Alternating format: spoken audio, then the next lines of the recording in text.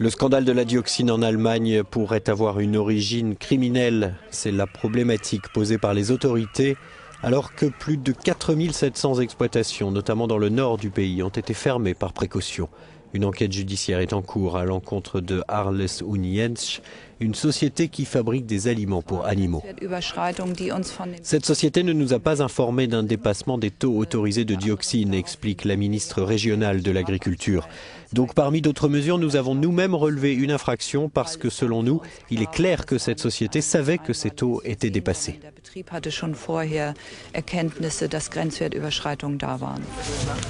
Jusqu'à 150 000 tonnes d'aliments pour animaux ont pu être contaminés selon Berlin. Les autorités allemandes se sont voulues rassurantes. Pourtant, quant à la sécurité des consommateurs, et l'inquiétude ne semble pas gagner les marchés. On vient d'en acheter, on a même plaisanté là-dessus. On ne peut rien y faire de toute façon. À mon avis, c'est notre faute si nous voulons toujours avoir tout moins cher et que cela devient de la cochonnerie, non ? Cela fait 40 ans que je suis ici sur le marché de Hanovre et mes clients savent que chez moi, ils peuvent acheter de la viande et des saucisses qui sont naturelles. Les œufs sont particulièrement suspects et 100 000 d'entre eux ont déjà été détruits en début de semaine en Basse-Saxe.